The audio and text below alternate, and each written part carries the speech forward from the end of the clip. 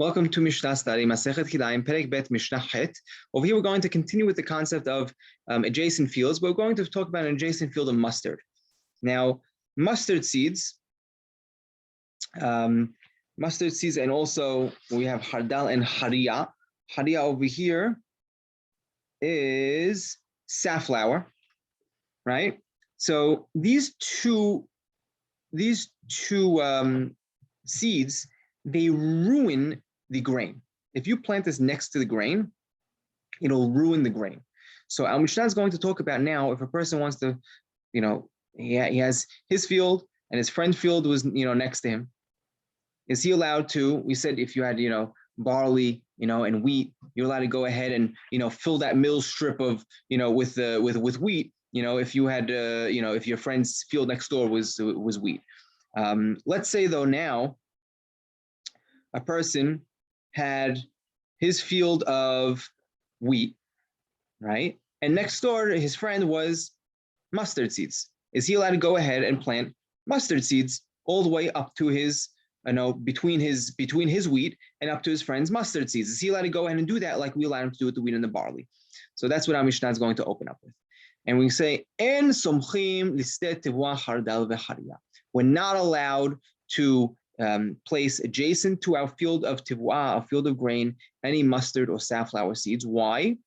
Because it ruins the grain. And everybody who will look at us will know that it's ours and that we planted it there. Because no one in their right mind would let someone else come and plant mustard seeds next to his grain, because it will ruin it. He'll either tell the guy to get away, or he'll move his grain further in so he doesn't ruin his grain, he doesn't ruin his crop. So if a person sees mustard seeds planted next to his grain, right? Someone's looking from the outside, he'll know that the owner did this himself.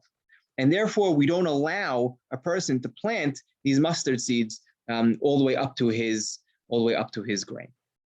But he can't plant all the way up to his field of vegetables, mustard seeds or safflower, right? Because it doesn't ruin the vegetables.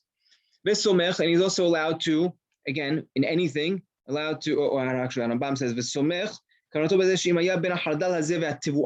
in between the mustard and these grains, let's say there was something in between them. It was, let's say, bur. Bur is unplowed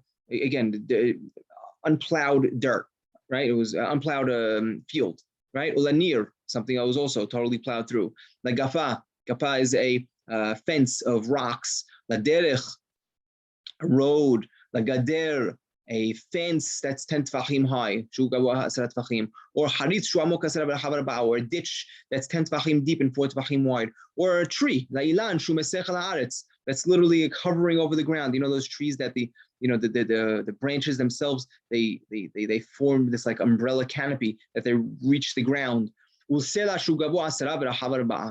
bedrock that's 10 tvachim high and 4 tvachim wide. All these are considered a separation, and he's allowed to go ahead and plant accordingly. This is a picture of the mustard seeds, a field of mustard seeds, if you never saw one, because I never did. So it's a quick picture from Google.